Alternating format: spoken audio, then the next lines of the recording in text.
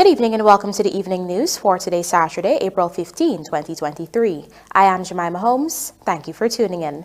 In the headlines this evening, government will take strong action against co-ops breaching laws, says AG. 32 schools to have delayed reopening, says MOE.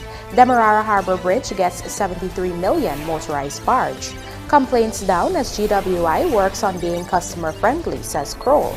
And GTA trains bartenders to improve hospitality services in BERBICE. Now for the news in detail. The issue of land titles and co-ops reared its head during the People's Progressive Party civic outreach to Anns Grove on the east coast of Demerara earlier today, during which the government reassured residents that action will be taken to ensure co-ops are acting in the best interests of the people they represent. Here is Gerald Bryan with our lead story tonight. During the outreach at Anns Grove, a woman raised an issue she was having with her co-op, whereby it was giving her a runaround to get documents necessary for her to receive her lease. It turns out that troubles with co-ops are actually very widespread. However, the government is assured it will address the issues. Attorney General Anil Nandalal explained that while there are limits to what the government can do, co-ops not in good standing can be regularized. When there's a co-op and the land is owned by the co-op, or even if it is state land but is leased to the co-op, the government hands are tied in relation to that land. So when you're complaining to us here, we really can't do anything unless we move through the co-op, or if the co-op is not in good standing in accordance with the law, we dismantle the co-op, take over the land, and then do the regularization. Nandalal recalled the co-op troubles in Enmore North back in 2018 when the co-op was seeking to expel persons who held land attached to it. According to Nandalal, even though his party was in opposition at the time, they were instrumental in fighting on behalf of the residents. He made it clear that now that they are in government, they will continue to fight to ensure co-ops walk the right path. This includes the co-op at Enmore, where Nandalal says problems have arisen again. The problem had subsided temporarily apparently, because I just went to the back of this tent and a whole set of people blocked me here from Enmore North to say that the co-op is now expanding its operations beyond the co-op lands and now giving out house lots on the government reserve by the city fence. So I just instructed that the lands and surveys go, demarcate the boundaries of the co-op transport, and government will have to take action against the co-op once they are trespassing on government land. But that's the problem we face with co-op throughout the country. And I remember one time Minister Hamilton made some statement in the Parliament about co-op and bringing them into order, and some people want to eat out his head. But this is the problem we are facing. Wherever there are co-ops in Guyana, the business of the co-op is in disarray, and the members of the co-op or former members of the co-op life in turmoil because of the disarray in the co-op. Nandalal went on to assure residents that, in conjunction with the Ministry of Housing, he would return to the areas soon to address their land concerns. Gerald Bryan, The Evening News. The Ministry of Education has announced that some 32 schools across Guyana will have a one-day delayed reopening. This was related by Chief Education Officer Shaddam Hussein in a memorandum that was circulated on Friday. According to the notice, these schools will reopen on Tuesday, April 18, 2023, instead of Monday, April 17, 2023, as the other schools across the country would be doing. While the ministry did not state the reason for the delayed reopening, this publication understands that these 32 schools are being used by the Guyana Elections Commission as offices for returning officers for Monday's nomination day activity in preparation for the upcoming local government elections in June. Of the schools that will be reopened on Tuesday, 3 are from Region 2, 2 are from Region 3, 8 are from Region 4, 4 are from Region 5, a whopping 14 are from Region 6, and 1 is from Region 10.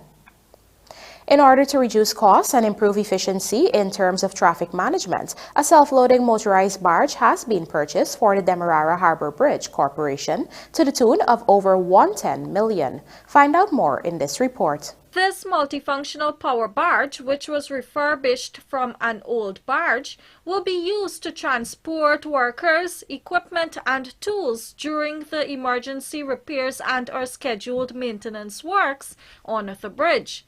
The barge also comes with a lifeboat, both procured at about $73 million. It was built by Jagmohan Construction and General Supplies Inc. during a 6-month period. General Manager of the DEMERARA Harbour Bridge Corporation, Wayne Watson, explained that the power barge was acquired to primarily reduce inconveniences to the traveling public during these works. When we have to do maintenance work, of recent time we had to be going on the bridge. We have to, our trucks and our welding plant have to take up location of the bridge, and that by itself creates restriction. So this is basically what we're going to use to do our maintenance, house all our equipment, all our personnel, and we're going to be from the water doing maintenance on the bridge, either on the carriage or carriageway, right? So, and also it was suggested that in the future, if there's any need when we have the closure for replacing the span 9, this can also use for assisting in passenger, taking commuters from the east to the west side. So it's a multifunction piece of equipment. Meanwhile, Public Works Minister Juan Edghill said this investment will bring about cost saving and greater efficiency. When the ship hit this bridge, just the rental of barges to be able to get onto the bridge, to be able to do some of the things we had to do for that short window was in excess of $12 million. Just the rental for those few days. So just do the math. So here again, when we make these kinds of investments, it got cost savings. It improves the fact that we could work from a platform on water, and we don't have to congest the carriageway with vehicles and welding plants so the traffic could flow. And it has serious cost-saving implications. The minister expressed similar sentiments on the procurement of a $40 million self-loader lorry to remove mobile vehicles from off the bridge and also to be used during maintenance works to remove beams and other heavy equipment. When you check the figures of what we have been paying for rentals during the hours of maintenance to be able to lift heavy items, the cost has been skyrocketing. And with the age of this bridge and the need for constant maintenance, rental and the cost of rental became a matter of concern.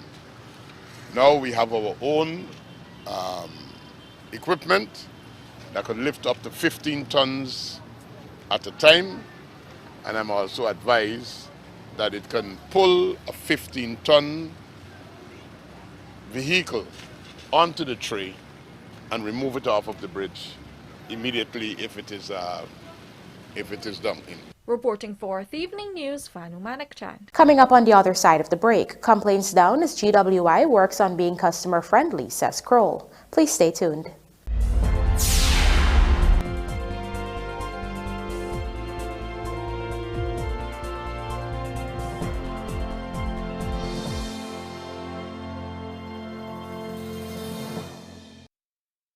The Ministry of Human Services and Social Security invites you to discover and support hundreds of unique women-owned businesses at Guyana's largest women's business expo, We Lift 3, Saturday 15th and Sunday 16th of April at Movie Town from 11 a.m. to 6:30 p.m. each day. We Lift 3, women empowering, leading, innovating, and flourishing together. Compliments of the Spotlight Initiative, Nations Inc., ExxonMobil, and the Ministry of Human Services and Social Security.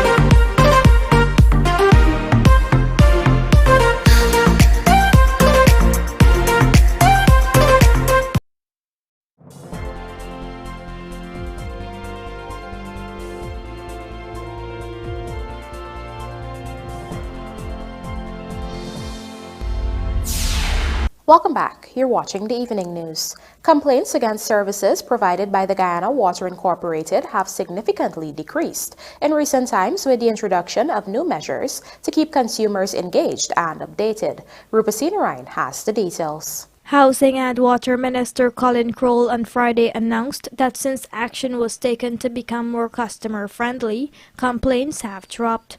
Customers now have 24-hour service to acquire information, which the minister lauded as a testament to bettering relations with consumers. In enhancing its response, GWI is already focused on a national electronic database, which was announced as part of a Caribbean Regional Fund for Wastewater Management Guyana project. The establishment of the National Electronic Database and Platform is very important, because as we move forward and as we develop and as we move to an automated and electronic management of or delivery of water, this is important because we also need to respond. And so a lot of work has already gone into GWI in being more customer friendly. And many of the complaints, I can say this as a fact, that used to come to my phone, they have decreased. In recognizing that complaints have surfaced over the water quality in some communities, the minister highlighted intentions of having at least 95% treated water by 2025. When persons get water, the next thing they complain about is the quality of the water coming to their household. And that is why you have a department that was set up by in GWI here, now you see some of them team members here, that focus specifically on designing, and we have already tendered, we have ongoing contracts for new treatment plants that will see on the coastland where about a year ago you have only 52% of treated water coming to the household on the coastland. We want to move this, and you've seen our commitment by the level of investment and contracts that have been awarded to move this to a minimum of 95% by 2025. In October 2022, GWI signed 3 contracts to the tune of $8.5 billion for the construction of 7 water treatment plants, taking treated water coverage closer to their targets. This is part of a plan to establish 13 plants with an additional 10 smaller plants and upgrades to 12 existing plants. Together, 181,000 persons will benefit from these projects. Rupasina Ryan, The Evening News. Residents of Agricola are set to benefit from almost $23 million in contracted drainage works in the community. This fulfills a promise made by President Dr. Irfan Ali during an outreach to the community back in February. Luanda McAllister joins us with more. The contracts were signed on Friday and work is set to begin shortly. Minister within the Ministry of Public Works, Deodat Indar, was on hand to oversee the signing and implored the contractors to move quickly to execute their projects efficiently. On April 4th, Minister Indar conducted a walkabout in Agricola to determine the works needed to improve drainage in the community. During the exercise, many residents expressed their desire to participate in the program. At Friday's contract signing, the minister urged the contractors to not only ensure that the work is completed, but also ensure that all workers from the community are paid fair wages. You have to pay people reasonably. Can't pay people anyhow. Right?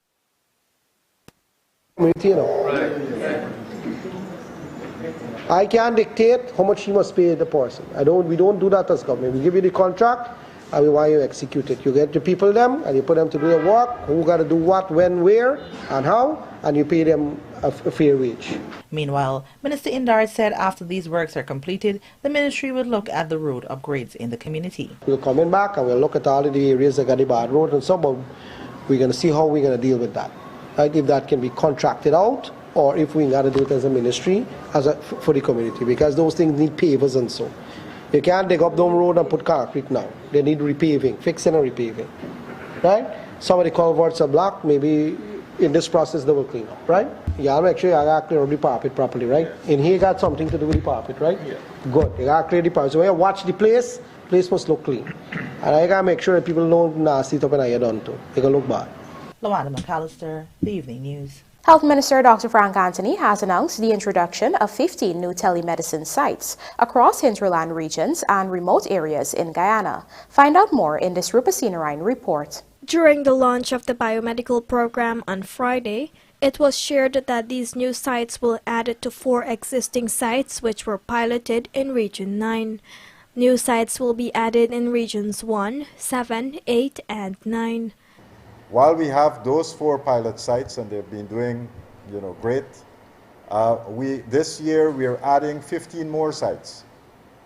So we'll be putting 4 in Region 1, 4 in Region 7, 4 in Region 8, 4 more in Region 9, and so that we're increasing that complement. But we'll need some technicians in the area of digital health. Government had announced an injection of some $1.8 billion for the implementation of the telemedicine program in remote communities. This, according to the minister, points towards an exciting time for new opportunities in the sector. It's an exciting time to be in health.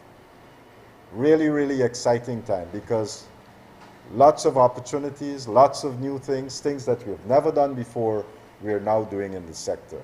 The National Telemedicine Program was launched as a pilot project in 2022 in Guns Village. Through this technology, medical professionals in the hinterland can connect to those on the coastland or a nearest regional hospital when guidance is needed and get real-time assistance. Rupa Sinarayan, The Evening News. As part of the training provided to improve the overall performance of the hospitality sector across Guyana, the Tourism Ministry has exposed Berbicians to the art of mixing beverages in a one-day mixology training program held on Friday in New Amsterdam. Our BERBICE correspondent Andrew Carmichael was there and filed this report.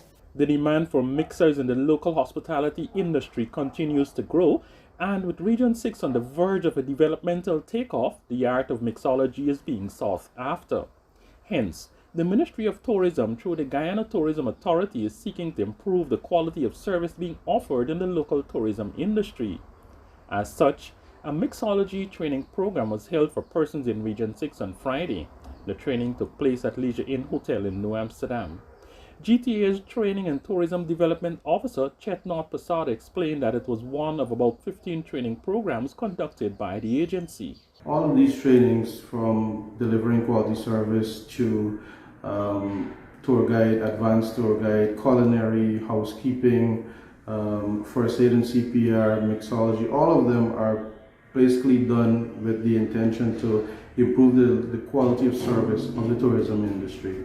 Prasad said the GTA has found that tourism is growing in Guyana and more tourists are arriving here. Hence, the need to have Guyanese trained in all areas of hospitality service and tourism. This training in particular started after we found the need to have bartenders trained. Every time we do delivering quality service training, which was geared towards the hotels, restaurants and bars and taxi drivers, we found that the hotels and bars were only sending the waiter or waitress or supervisors.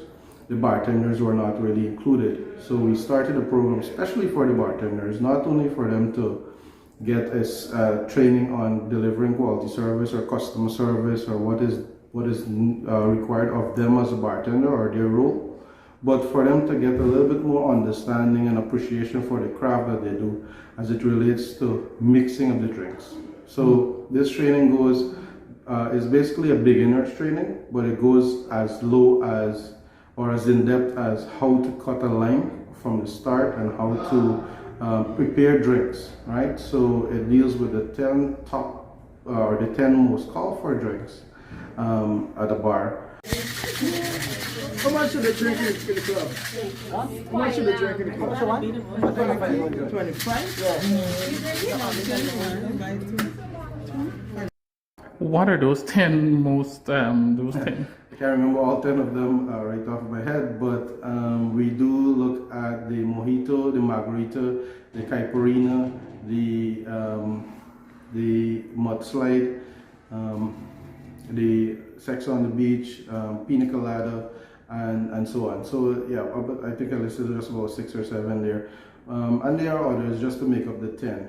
Friday's training also included information that it relates to the responsibility as a bartender. As it relates to having underage persons drinking at the bar, as it relates to having persons going over their limit. So even when persons come at the bar and you have a customer there and just because they're buying drinks, that means you feed them more.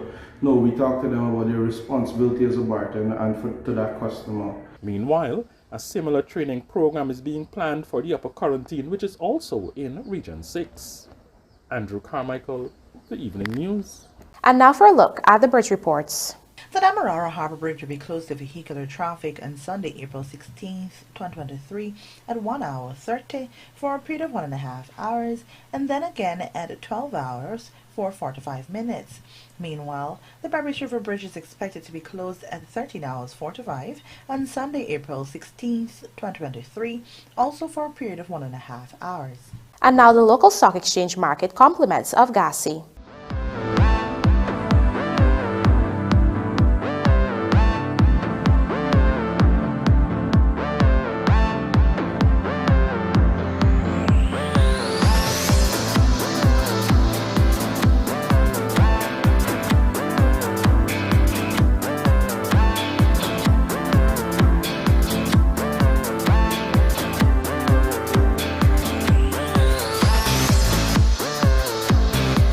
Swimming Academy, next step after a Learn to Swim program, says Ramson. This and more coming up in the Sportcast, sponsored by MacCorp.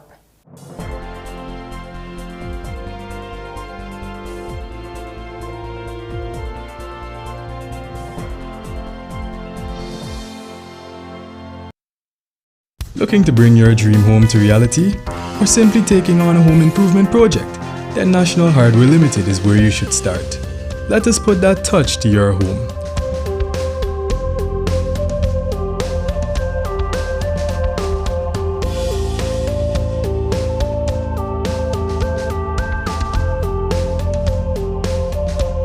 Choose from over 1,000 BARGE paint original hues for any surface.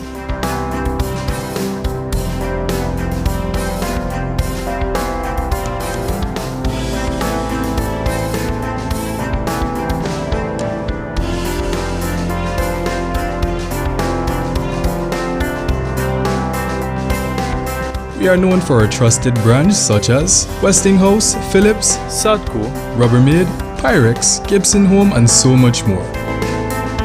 National Hardware Limited, your do-it-best store. Located in downtown Georgetown and industrial site Rhymeville. Miners, welders, and contractors. Have broken parts caused you tremendous downtime? Do you need an extra heavy-duty, dependable welding machine that will get the toughest jobs done and can also double as a generator to power all of your tools?